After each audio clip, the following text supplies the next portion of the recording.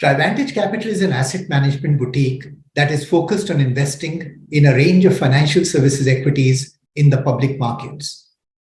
The opportunity set for investing in the financial services businesses is quite large and unique in India.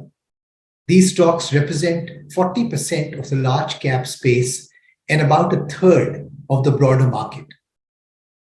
Over the past 5 years, due to a variety of headwinds, the small and mid-cap stocks in this universe have underperformed the leading large-cap sector indices. In this period, however, some of these businesses have significantly improved their fundamentals, ranging from capital positions, diversity in funding options, governance standards, etc. Today, we will focus on the governance aspect in conversation with a leading global professional with experience of over 35 years in this space. I am in conversation with a seasoned financial services professional, Rajeev Kakar. Rajeev is a veteran banker, founder, and entrepreneur, and a board member of various financial institutions globally. Rajeev studied at two of the most prestigious Indian institutions, IIT Delhi, and later at IIM Ahmedabad, where we were classmates. He started his career with Citibank, where he worked across countries in very senior positions. He later became one of the co-founders of Fullerton Financial Holdings, a wholly owned subsidiary of Temasek Holdings, Singapore. Rajeev, welcome to this conversation and thank you for your time. Thank you, Nikhil. It's a pleasure to be here, but more especially because I'm here with a good friend, and always so good to be in conversation with you. Lovely. Thanks, Rajeev. So the context of this conversation, Rajeev, is that Indian public markets have seen some very credible small business listings in the financial services space in the past few years. You have served on various boards during your extremely valuable 35 years of experience at the leadership position. So what, in your opinion, are a few aspects that one should look for to validate appropriate governance standards before investing in these businesses? No, I think that's a very relevant question, Nikhil. Yeah. And needless to say, the obvious elements, the hard elements have to be done. See all the details, etc. of the company, the financials, the listing details, the regulatory filings, and everything else that's available in public domain. But that's par for the course. And what I would definitely do, and this has been at least my experience over time, these are the hard elements, but I think the real power on deciding between the good and not so good really lies in the softer intangibles that sometimes exist in companies, and we very often don't see them, and very often people don't spend enough time in understanding what goes behind them. I won't be specific about any names in this conversation, sure, but I think I will be specific about issues. And the real power of a company lies in the intangibles, as I said, the software elements, and the most important is who are the people behind it. And by people behind it, I really mean the 3 tiers of governance, which I feel in many markets sometimes gets, almost in all markets in some shape or form, gets ignored or sometimes gets glossed over as a formality. And here I think the role of the talent within the company, the talent and capabilities of the board, and the 3rd tier of the shareholders, and because they drive your expectations and they pretty much also decide where they have taken the company to this stage. And it can vary from having dominating shareholders who have a fairly large holding of a company versus a company that is very widely held. In which case, in such companies, very often the role of the regulator and the board becomes even more important. So the importance of the management cannot be ever understated. After all, they are running the company on a day-to-day basis. They're driving the ambition, they're driving the vision. They're trying to make sure that the company does on a day-to-day basis move forward. And it's these small changes every day that actually accumulates into value in the longer run. And there, I guess, the quality of the CEO or the executive director or the managing director, along with the critical team members, is extremely important. And I say this because we are right now in the midst of all kinds of banking turmoil around the Western world. And we've all seen in our careers, even in markets closer to home, sometimes issues which come in the nature of governance. Yes. And the one issue which I do want to bring out here is that governance needs to be understood. Unfortunately, some people have a very simplistic understanding of governance, and they drive it by what the regulator demands.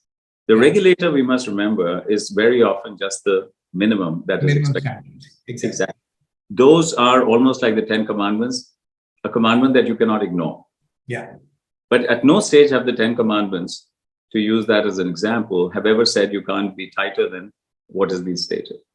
And governance is really about value systems. Governance is about how you would want yourself to be treated. Governance is about making sure you're genuine to the purpose and genuine to your stakeholders, which includes the broader set, not just the shareholders. Yeah. And that's where the role of the board becomes very critical.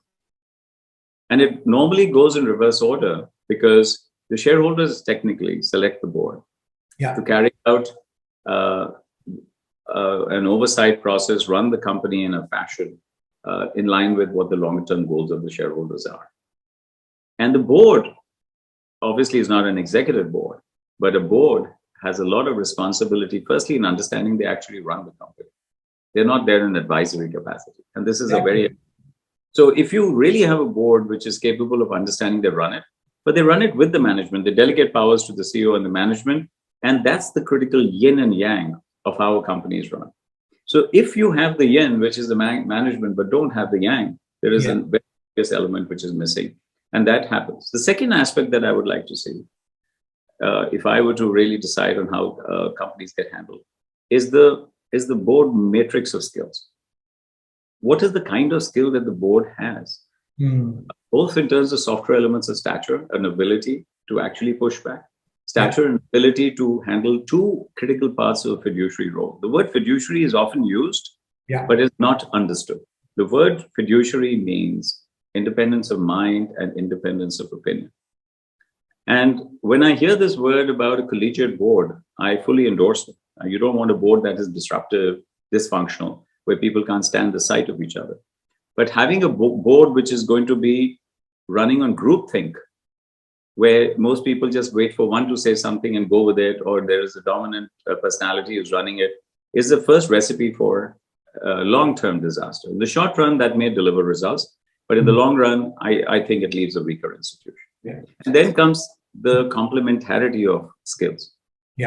Managing a company through regulatory oversight requires a lot of experience, a lot of exposure, a lot of diversity of backgrounds, apart from the software elements of being able to push back. And none of this has to be conflict oriented. None of this has to be negative in nature, but it has to be supportive in nature. So I would really look at the personalities, backgrounds, experiences, because you can have fancy titles and fancy resumes, but sometimes you don't have the stature. Exactly. So, I think that requires one of the things that I think a lot of due diligence must be done. And finally, the management. What is the capabilities of the management to be able to drive that vision forward? Is the management able to also, in the management board and the management team, able to create this complementarity and diversity and independence of mind and opinion while they work collectively towards a common goal? The relationship between the board and the management, the relationship between a board and the shareholders. Now, there are obvious examples even in the Indian corporate world where some very high quality prima donna CEOs and MDs often either have titular boards or weaker boards or complying boards, and in some cases do not even get along with personalities on the shareholder list. Now, they end up doing a good job because they're fundamentally good and they are prima donnas for that reason. But remember, when you're talking about an organization, and if you go back to our college days, you're talking about an organization outlasting individuals.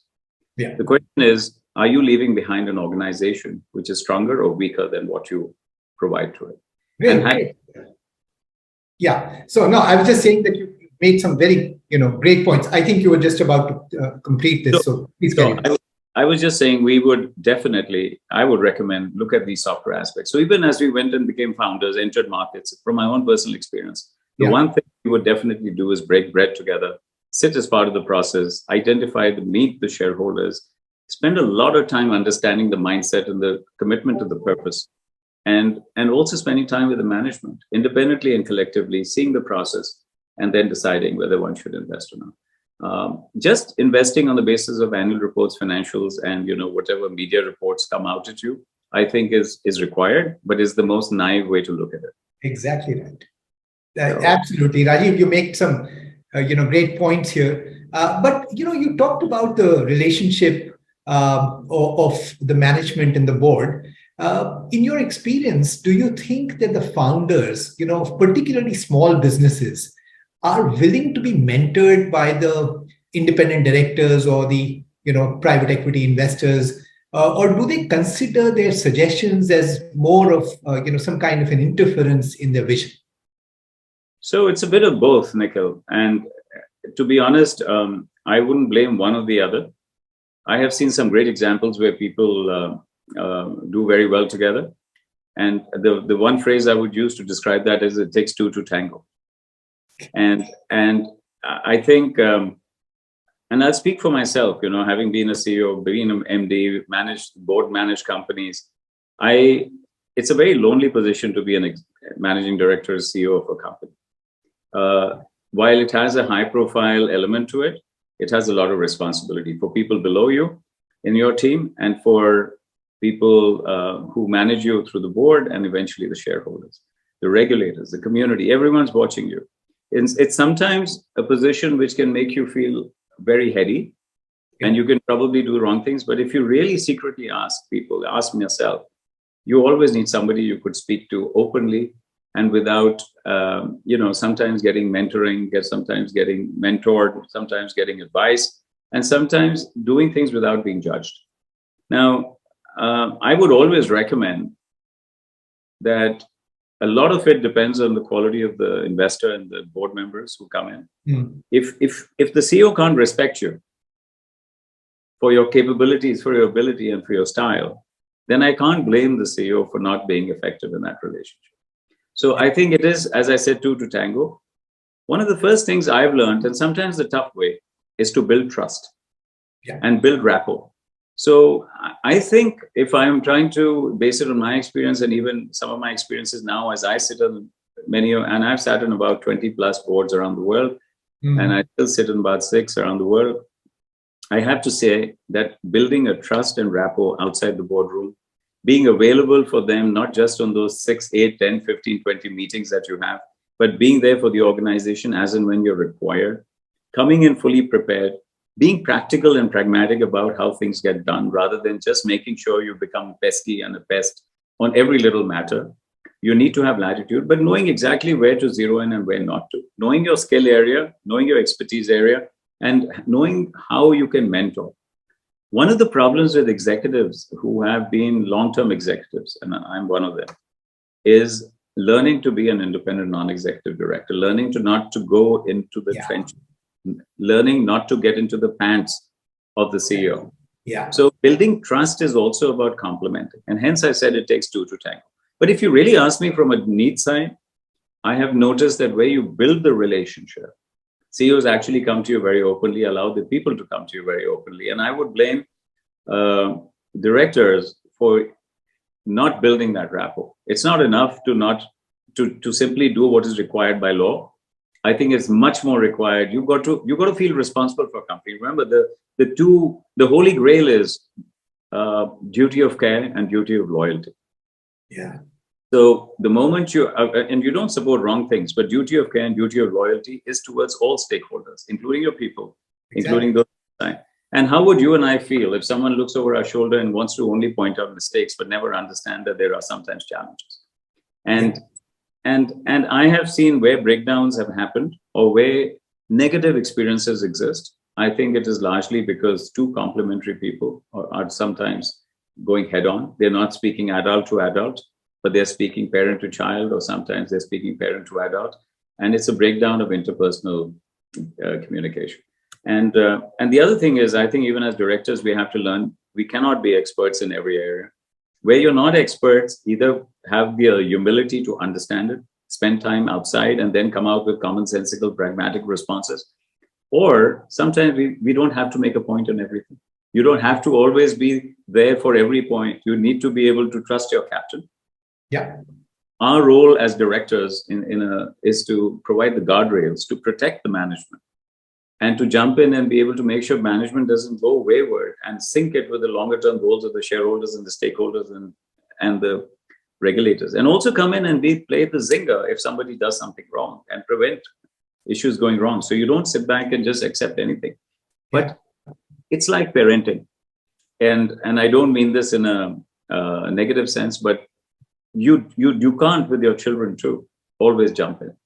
And at some stage, our children, since you and I are at a stage where our children are grown up, sometimes they behave like our parents with us. So there is a role which gets reversed, and whoever is better at what should be respected. So trust, rapport, respect, and the right style with strong capability and diversity of board memberships. Unfortunately, every board I sit in doesn't sometimes make a board skill matrix. And if you don't have complementary matrices, it won't work. And my last point, this is my favorite line, Nikhil. Yeah. People ask me, what kind of people do you like, whether to hire or to be in a board? I've always said I like spiky people.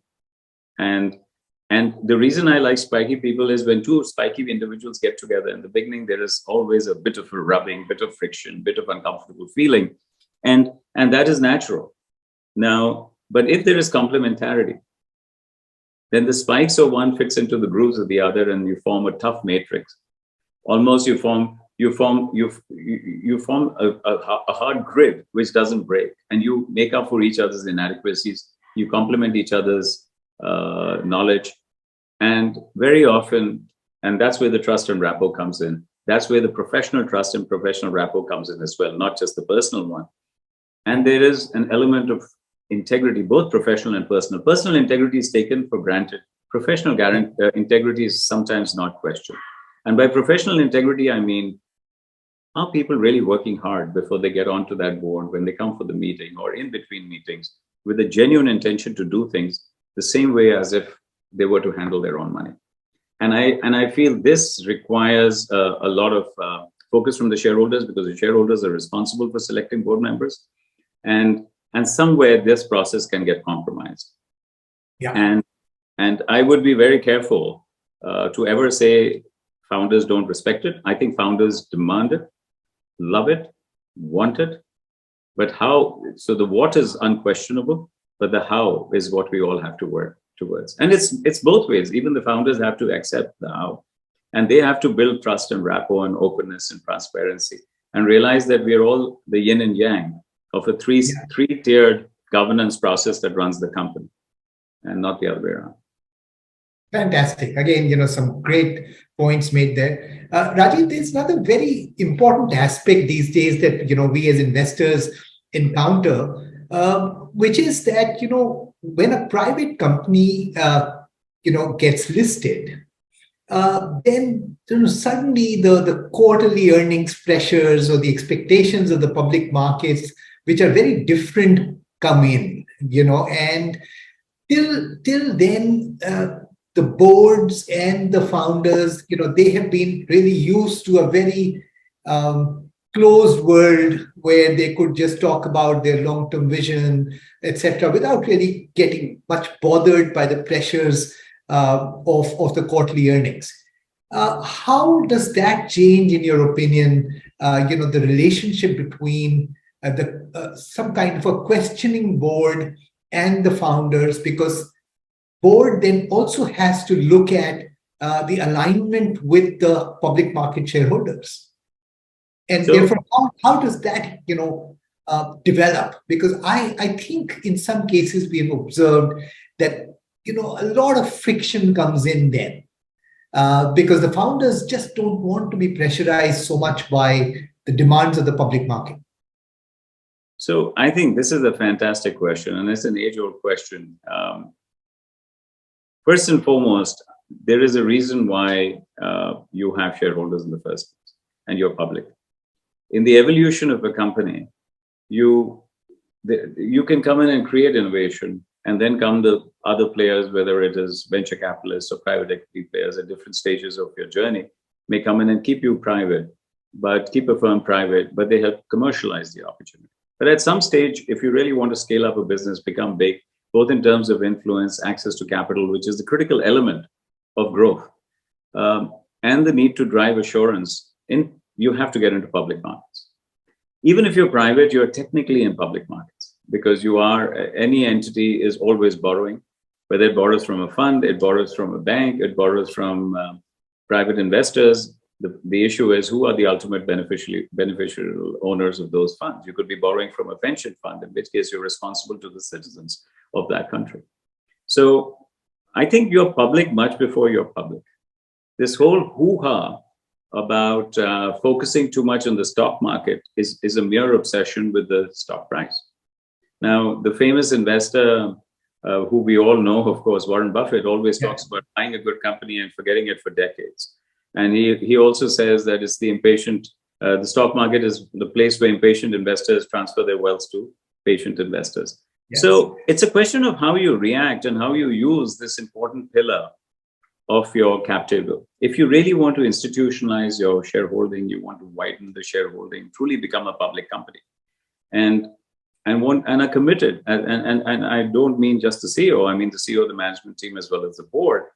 Then again, understanding that having a wider shareholder base is only an advantage.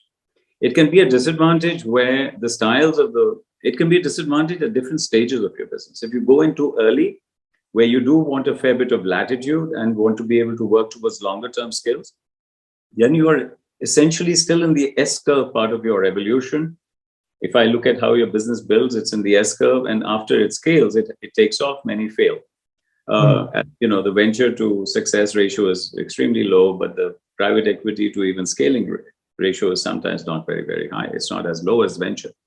But once you go into the public markets, you do have to realize that your shareholders are your allies. They're an important part of your stakeholders. They were always there. It's just that you didn't recognize them the same fashion or form.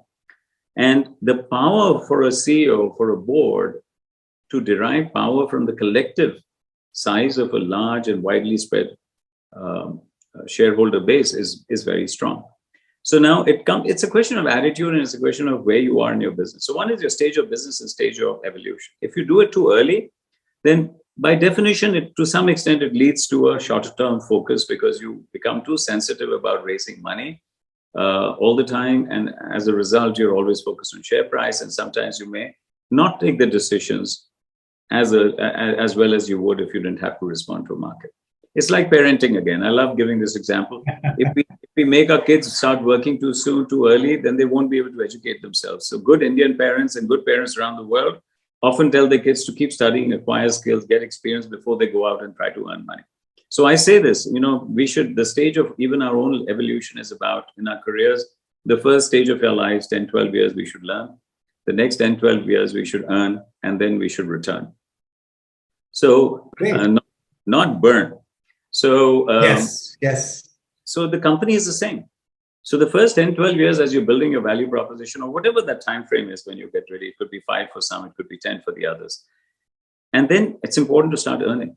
And once you are at a stage where your models are predictable, value creation is a function of two things, Nikhil, and I know you know this well. It's about a return on the capital employed. At the same time, it's about how much you can grow and scale. The first stage of your business is proving on a sustainable basis whether you can return on whatever threshold or measure you use, you can return on the capital deployed on an effective, stable manner. Thereafter, your earnings growth or your growth itself cannot come by expanding margins. Beyond a level, you cannot expand margins. Beyond a level, once you have proven the stability of your margin, you have to grow. And growth is one of the biggest ways to drive value.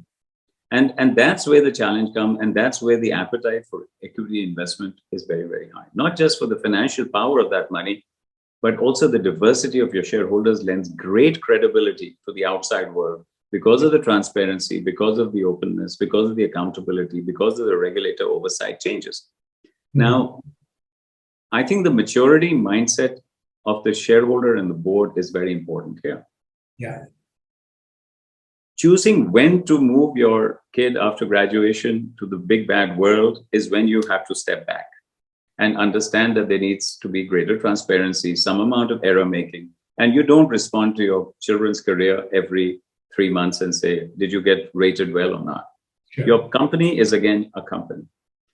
How you handle the narrative and how you handle your analysts, you can choose not to speak to them. You can choose to speak to them. If you're very convinced, sometimes by keeping quiet, people will want to know a lot more about you. Sometimes by speaking and being more open, transparent, and having a strong narrative that is supported with your numbers, or even if your numbers sometimes don't support you, having a narrative that works with it is a skill that the board and the CEO need to develop. If we mechanically handle it, then, my friend, it is definitely an intrusion, because markets always have choices. Public markets can always take the money from you and give it to somebody else. Yeah. But if you can build the same rapport and trust that you are a team and you have a business proposition and you have a purpose and a vision that you're steadfastly moving along, and there is a predictable, measurable, profitable, and a sustainable way of achieving it, and a way to scale it, markets will give you a lot of latitude. Yeah. The idea is not to respond to every quarter number, but that depends on how you build your relationship with the market. You can't do that at will. Yeah. Your whole communication narrative has to be built either in the longer run that we shall be transparent, we will face issues, we assure you by X or Y time, this is how the story goes. You also communicate openly, you communicate your problems openly, you also communicate. You don't get sensitive about price movements all the time. Right. Now, a company that is going to suffer from this need to compensate for weaknesses is often a company that is frequently going back to the market and looking for returns, or frequently looking at a situation where they may have to keep capitalizing themselves. And I keep banks away from it because banks sometimes need to, because the nature of the business is such. But understanding the mindset of a shareholder is choosing the right kind of shareholder base that should be invested, your roadshows, your communication element. It is also about making sure that you select the right kind of investor to invest with you. Yes. You just don't want an investor to come to you just to make money. Now, I know I speak a little strangely because everyone invests to make money, but there are various ways to make money. There's thousands of scripts to put your money on, but you also have to give latitude as an investor to the shareholder. Now, this sounds very nice in a theoretical mindset. It is very hard for people to practice it. But I, for one, there were times when I would never get my company rated, but every 3 years I would call the 3 top agencies in the world as an MD, make presentations to them. And it was not until the 4th year where they begged us to consider taking a rating from one of them that we took one, not that we utilized one for an issuance.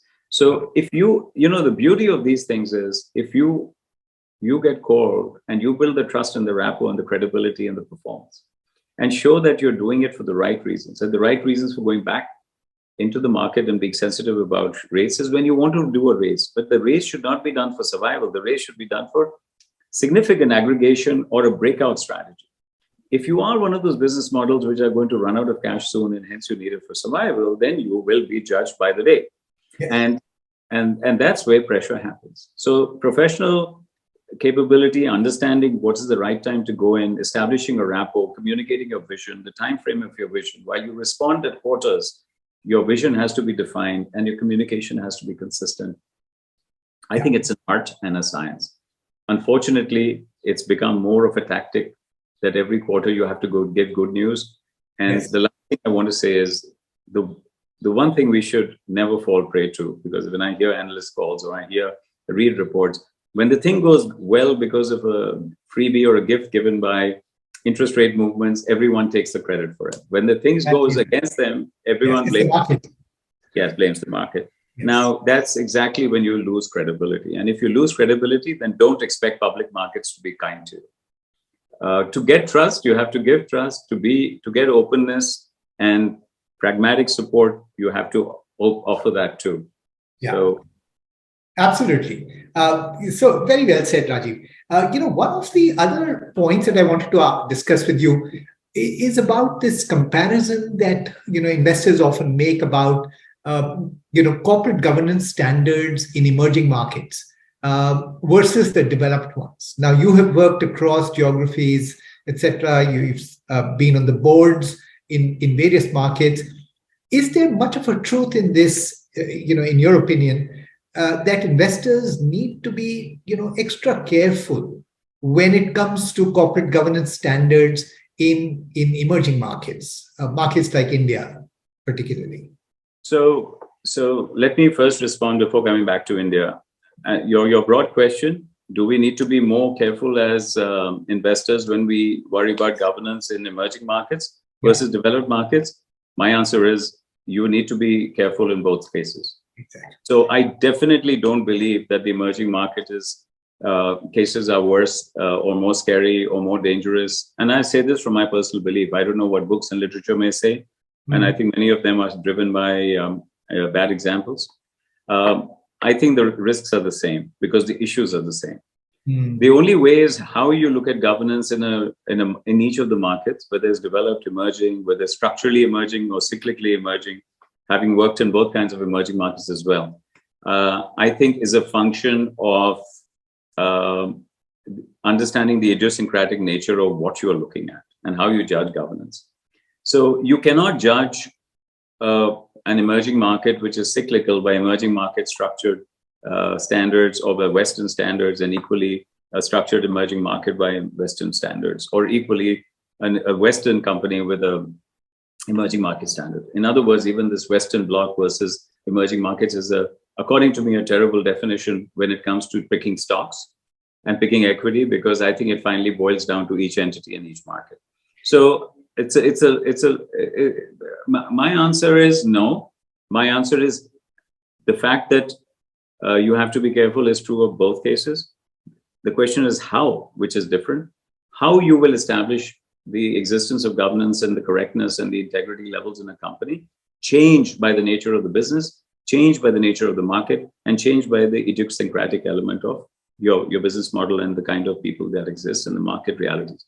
Now, having said that, there are certain things which are common across the world. As they say, the Maslow's hierarchy, if you remember our business school, the base level security needs are the same. But the motivators, which we are really looking at, I mean, base level has to be cleared before you would invest in a script. You're so smart. But before you go into picking up the winners from the losers, you have to look at the motivators. And the motivators in a company have to be idiosyncratic in nature. So I always say that in every market, there are gems in the wreckage. And a good investor should be able to find the gems in the wreckage.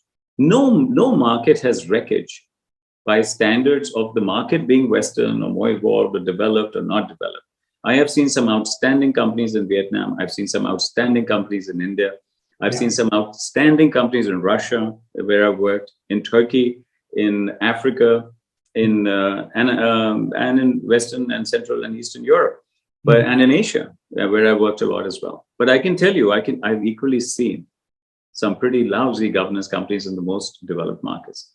And Nikhil, I have to say, fraud and governance lapses, etc., are practices that are very specific to people, but are also cannot be preached by one block of countries or one block of developed countries versus emerging.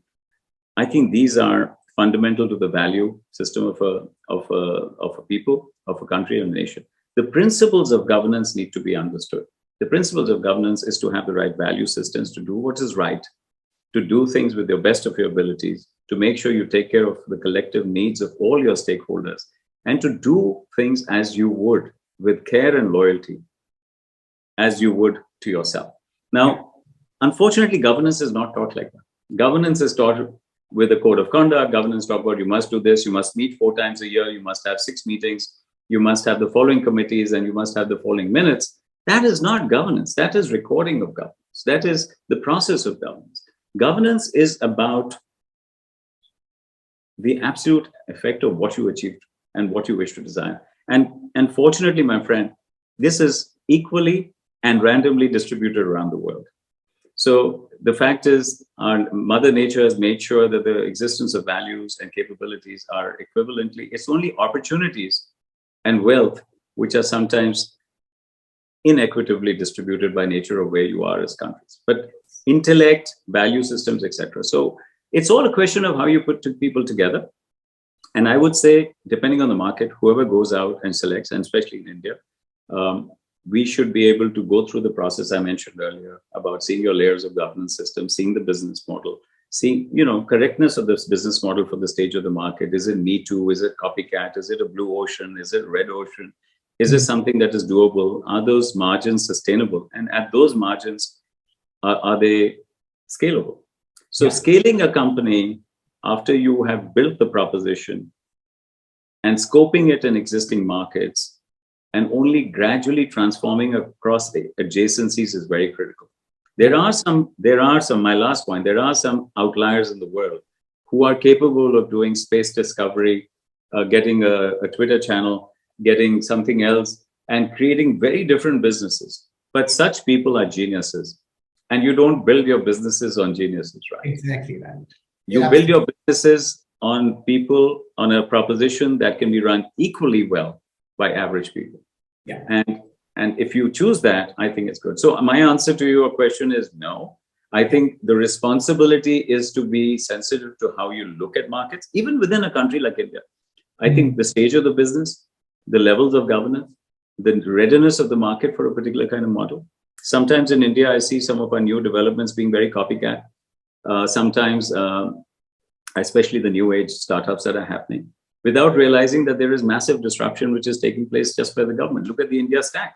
The fact of the matter is the India stack is absolutely outstanding.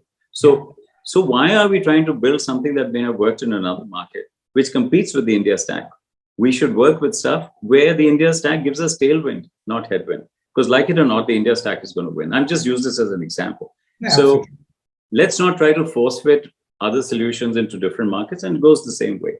Yeah. I also believe our market offers some of the best opportunities, and I benefited from it from three aspects: complexity, know-how, and problem-solving capabilities.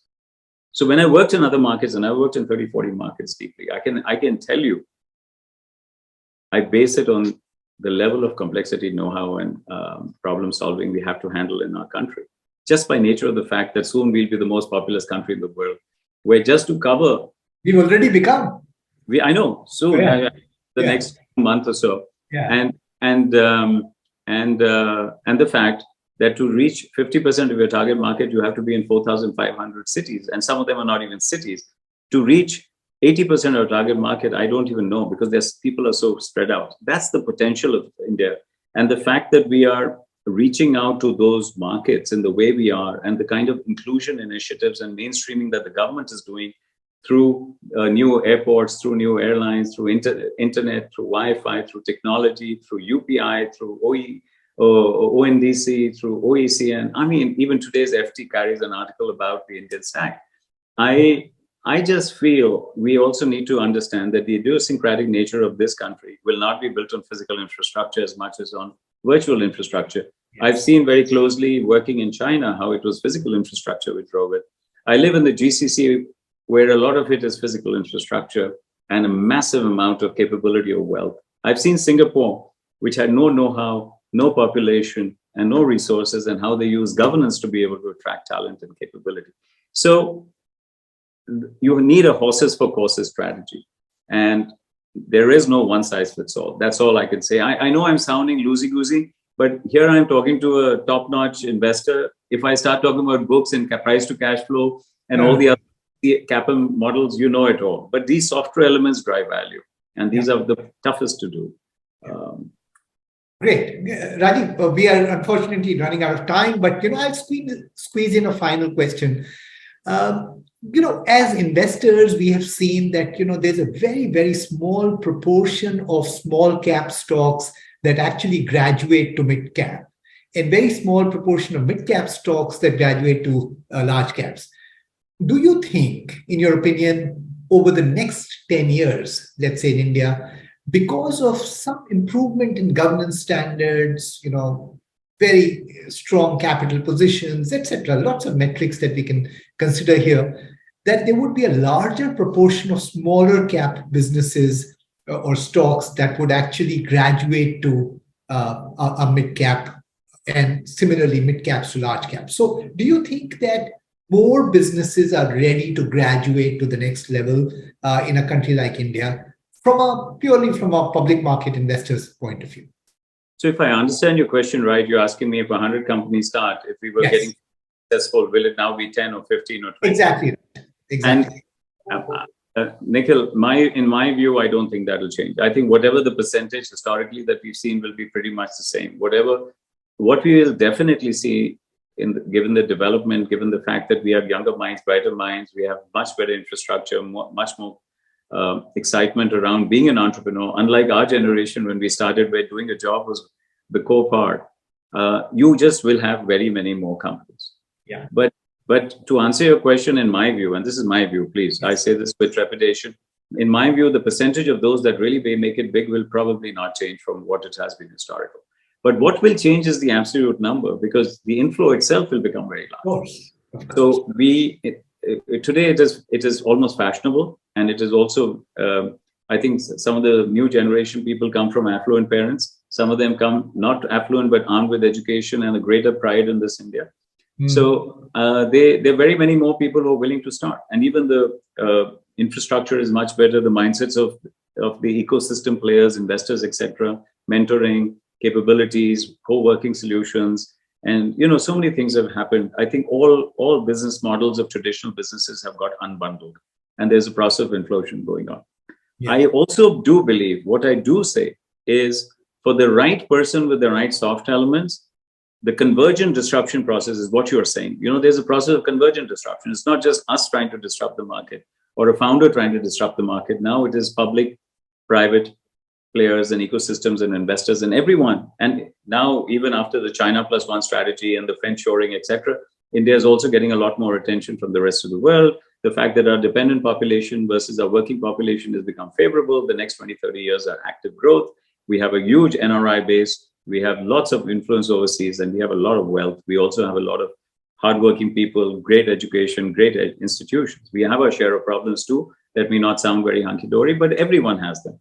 But I think right now, the next 2-3 decades, certainly the next 1 decade, I can see all the positives stacked in India much more than the negatives. And so if you're talking about so many tailwinds, it is only natural that very many more people will go in. I wish I was younger, I would go back. I still want to do more and more. You look very young to me, as you used to be 30 years ago. So my answer to your question, my friend, is I think there will be maybe 10 times, 15 times more companies being formed in the small sector. The percentage of what converts will probably be the same, because those are driven by nature, by people, their behaviors, the software elements of what I said, because the journey is a long one, making the S-curve and scaling. But since the input would be many times bigger, I think the outputs will be many times bigger. So from an investor standpoint, I can see as our GDP grows, our market caps grow, I think value creation in India is probably at its best moment. And I said this at a recent event, and it was an event in the UAE, and I said, everyone, whether you're Indian or not Indian, there should be a portion of your portfolio definitely going into India for the next 10 years. I would longer, but I don't know which way it goes. But select smartly. Yes, always. Thanks so much, Rajeev, for your wisdom and your experience that you shared with us and our viewers. I'm sure we will all benefit from these very valuable insights. And I think we should have another round or another topic with you sometime soon. So thanks very much once again, my friend. Thank you. Thank you so much for having me here. It's been a privilege. And I look forward to seeing you soon. And thank you so much. Thank you.